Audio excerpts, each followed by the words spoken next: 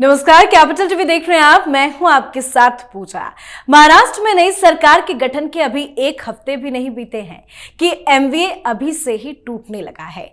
महाराष्ट्र में समाजवादी पार्टी ने विपक्षी महाविकास अघाड़ी से अलग होने का ऐलान कर दिया। अखिलेश यादव ने उद्धव ठाकरे से मुंह मोड़ लिया है। आदित्य ठाकरे ने तो सपा पर बड़ा आरोप लगाते हुए यहां तक कह दिया कि सपा की महाराष्ट्र इकाई बीजेपी की बी टीम है। सपा बीजेपी के लिए काम करती है। दरअसल उद्धव ठाकरे ने जो हिंदुत्व की राह वापस ले ली है वो समाजवादी पार्टी को रास नहीं आ रही। वैसे बताया तो ये भी जा रहा है कि पुनः उद्धव ठाकरे के हिंदुत्व की ओर झुकने का बहाना लेकर महाविकास अघाड़ी से अलग होने का निर्णय भले सपा ने कर लिया हो, लेकिन उनका मन तो पहले से ही खट्टा हो गया था। तो आखिर कैसे एमवीए में टूट होती जा रही है, इसकी इनसाइड स्टोरी आपको बताएंगे। साथ ही कुछ बड़ी अपडेट्स पर भी जानकारी दे देते हैं। देवेंद्र फडणवीस के नेतृत्व वाली सरकार ने आज महाराष्ट्र विधानसभा में विश्वास मत हासिल कर लिया। भाजपा विधायक राहुल नार्वेकर को 15वीं महाराष्ट्र विधानसभा का निर्विरोध अध्यक्ष चुना गया है। साथ ही सदन में आज पक्ष विपक्ष के बीच में जबरदस्त नोकझोंक भी हुई है। सदन की कार्रवाई के दौरान आदित्य ठाकरे ने आरोप लगाया कि कर्नाटक के बेलगावी में मराठा भाषी लोगों के साथ अन्याय हो रहा है। इसके साथ ही उन्होंने इस क्षेत्र को केंद्र शासित प्रदेश घोषित करने की मांग की। तो उधर हार के बाद पहली बार शरद पवार ने अपनी प्रतिक्रिया भी दी। उन्होंने कहा कि ये सच है कि हम हार गए हैं, हमें इस पर चिंता नहीं करनी चाहिए, बल्कि लोगों के पास जाना चाहिए, क्योंकि चुनाव परिणामों को लेकर लोगों में कोई उत्साह नहीं दिख रहा है, बहुत नाराजगी है। लेकिन इन सब के बीच शरद पवार ने एक और इशारा ये भी कर दिया कि वो कांग्रेस से अलग हो सकते हैं। तो महाराष्ट्र की राजनीति पर ही आज चर्चा करेंगे। मेरे साथ स्टूडियो में मौजूद है कैपिटल टीवी के editor in chief doctor Manish Kumar. Sir, आपका बहुत बहुत स्वागत है। धन्यवाद। कैसे एमवीए बुरी तरह से फंस गई है?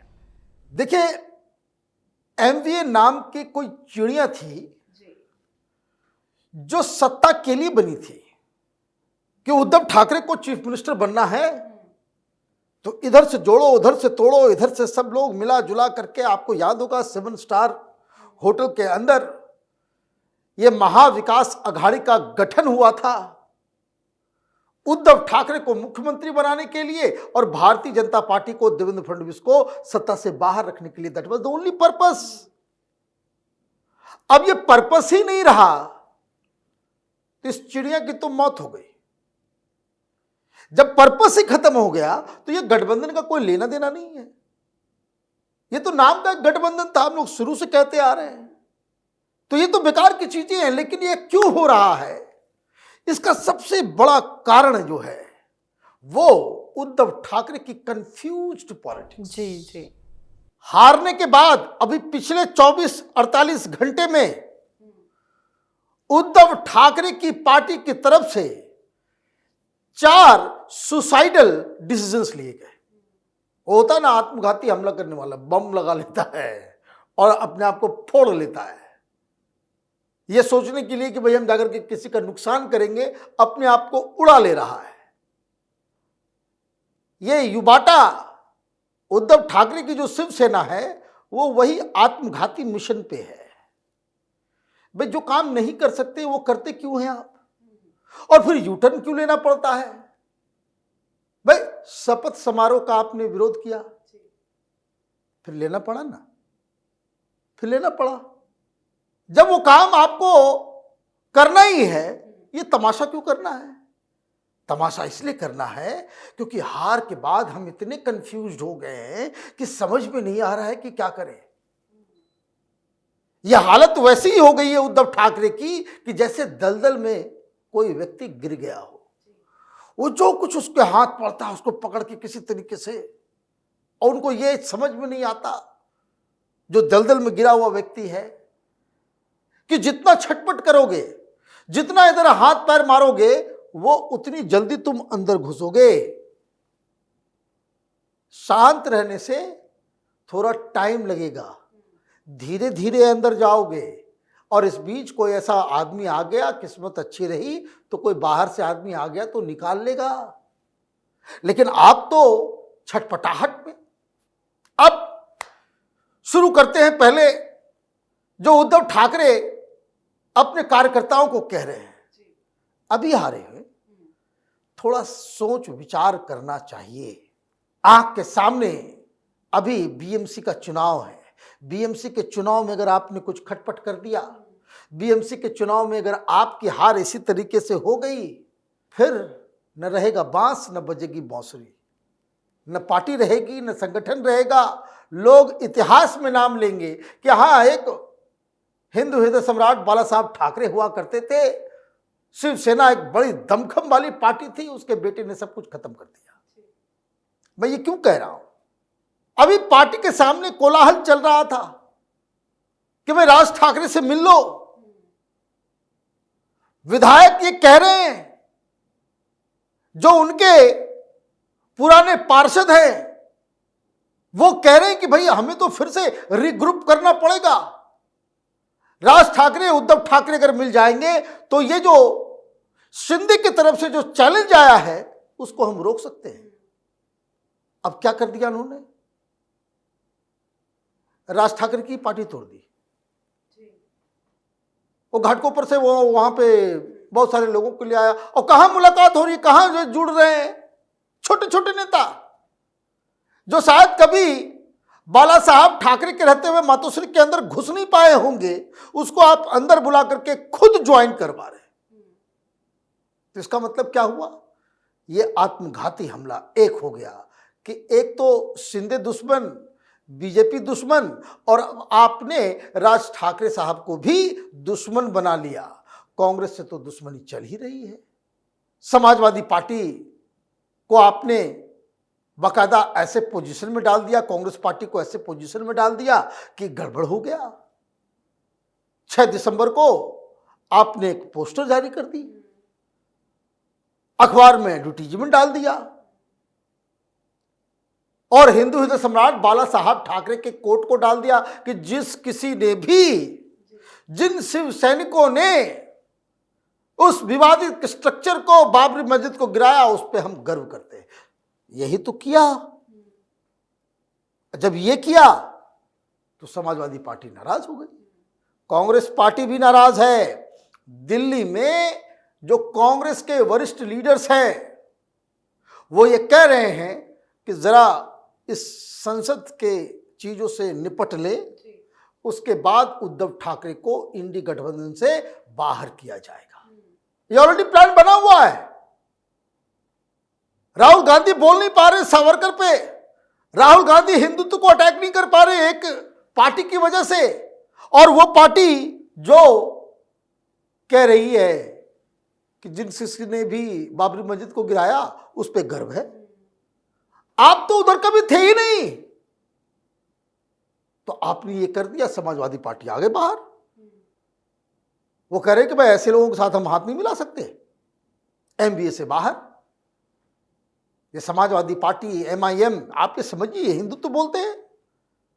ये समाजवादी पार्टी, ये ओवैसी की पार्टी, ये आम आदमी पार्टी, कांग्रेस पार्टी, ये सब लोग उस 7 स्टार होटल के अंदर उद्धव ठाकरे को मुख्यमंत्री बनाए थे। लीजिए, अब जब ये मिस्टेक हो रहा है, जब इनको समझ में आ रहा है कि कांग्रेस पार्टी भी हमें निकाल बाहर किया जाएगा, पार्टी तो टूट रही है।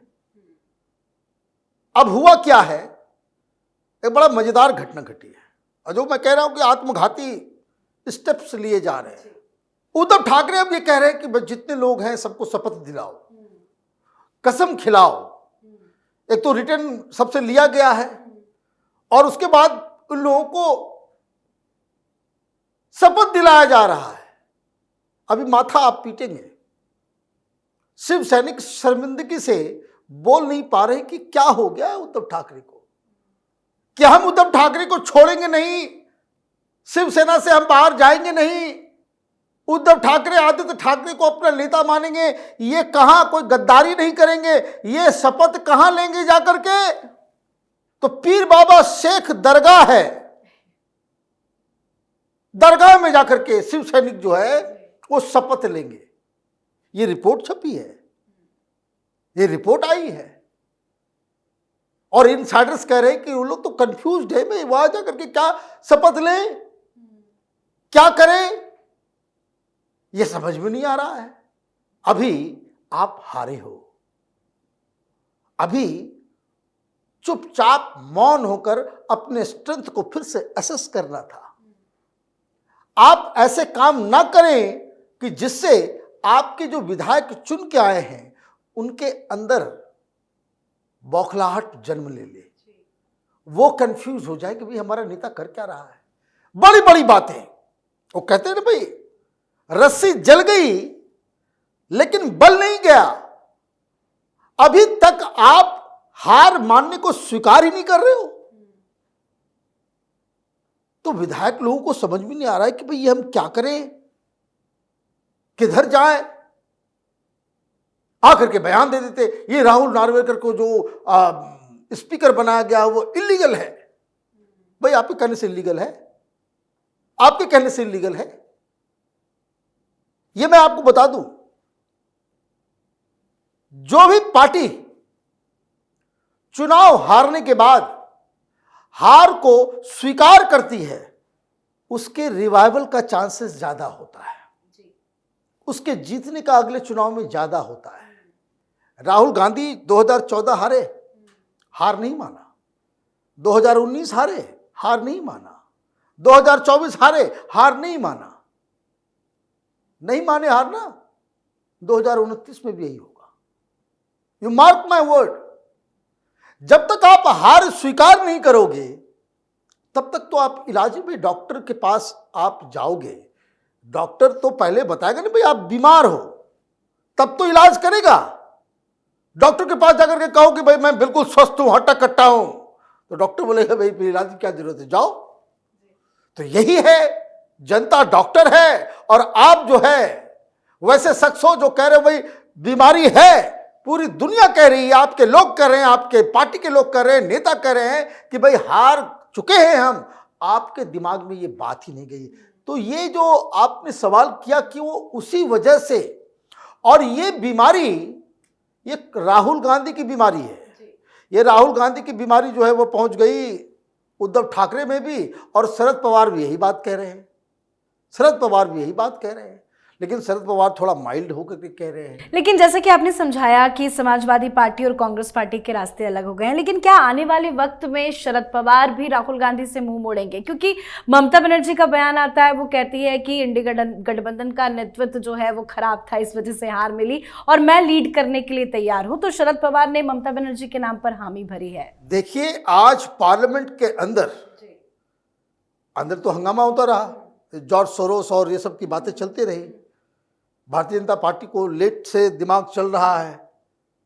ये जो आरोप लगाया जा रहा है सोनिया गांधी के ऊपर, ये सारी स्टोरी हम लोगों ने 2 साल पहले की थी। जॉर्ज सोरोस के ऊपर स्टोरी पे कई सारे लोगों ने की, लेकिन उस वक्त पता नहीं क्या था। मुझे तो लग रहा है कि कोई बहुत बड़ा खेल होने जा रहा है ट्रंप के आने के बाद। तो खैर उसके लिए कभी और विषय पे बातचीत करेंगे। लेकिन उधर हंगामा चल रहा था, लेकिन बाहर इवन उद्धव ठाकरे की पार्टी की तरफ से कहा गया है कि भाई राहुल गांधी में कुछ गड़बड़ है, क्योंकि उनको मालूम चल गया है कि ये संसद सत्र खत्म हुआ नहीं कि उधर ऑपरेशन महाराष्ट्र शुरू होगा कांग्रेस पार्टी का। बहुत चीज बदलाव होने वाला है। ये सिग्नल खड़गे साहब ने भी दिया है कि सबकी जिम्मेदारी तय करेंगे, बाहर करेंगे और गठबंधन को फिर से रीअसेस करेंगे। अडानी के मसले पे शरद पवार पहले से ही कह रहे हैं बकवास मुद्दा है कि ये मुद्दा बकवास है जी। ममता बनर्जी ने भी पहले ही कह दिया भाई अडानी अडानी करना बंद करो। अब दिक्कत क्या है कि ये सारी चीजें अपने हाथ में रखना चाह रहे हैं। तो ये जो आपने जो सवाल किया कि ये जो गठबंधन इंडी वाला है, मैं पिछले वीक मैंने कहा था कि ये इंडी गठबंधन जो है वही एमवीए महाविकास अघाड़ी के नाम की चिड़िया है। ये सब मोदी को हराने के लिए इकट्ठा हुए थे, हरा तो पाए नहीं, सरकार बन गई। उसके बाद हरियाणा महाराष्ट्र में जीत के बाद 2019 में जो जीत थी, 2014 में जो पोजीशन था प्रधानमंत्री मोदी का, उतने ही ताकतवर बन गए। तो ये इसका भी पर्पस खत्म हो गया है। तो ये अपने आप स्वतः ही इसके अंदर बवाल उठेगा।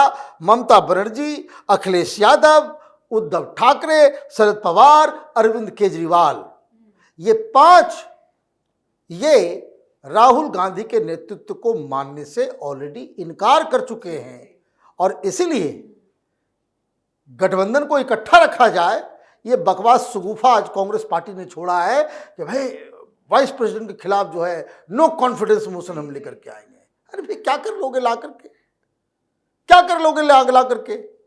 ये लाया इसलिए जा रहा है कि इस मुद्दे के ऊपर कम से कम राज्यसभा में सारी विपक्षी पार्टियां जो है एक जगह आ जाए। ये खेल कांग्रेस पार्टी कर रही है, लेकिन अब मोदी के प्रति जो घृणा है इंडी गठबंधन के और भी लीडर्स का, वो एक तरफ ममता बनर्जी तो कह रही कि हमको लीड करने दो, लेकिन ये कांग्रेस के इस खेल को ये लोग अगर समझ जाएंगे तो इसका विरोध करेंगे, और अगर नहीं समझ पाए तो फिर उसी गड्ढे में जाकर के गिर जाएंगे। जी, बहुत बहुत धन्यवाद सर समझाने के लिए। धन्यवाद। तो महाराष्ट्र में समाजवादी पार्टी पहले ही इंडिया गठबंधन से नाता तोड़ चुकी है। संबल की घटना के बाद से ही सपा और कांग्रेस के रिश्तों में गांठ ज्यादा, बंधन कम दिखाई दे रहा है। तो वहीं शरद पवार का इंडिया गठबंधन के नेतृत्व के लिए ममता बनर्जी के नाम को समर्थन देना एक नई कहानी बुनता हुआ दिखाई दे रहा है। शरद पवार कांग्रेस से दूरी बना रहे हैं। शरद पवार और कांग्रेस पार्टी के रास्ते भी बहुत जल्द अलग हो सकते हैं। एमवीए पूरी तरह से अलग थलग पड़ चुका है और सबसे ज्यादा नुकसान उद्धव ठाकरे को झेलना पड़ रहा है। आप अपनी राय कमेंट कर लिखें। देखते रहिए कैपिटल टीवी। नमस्कार।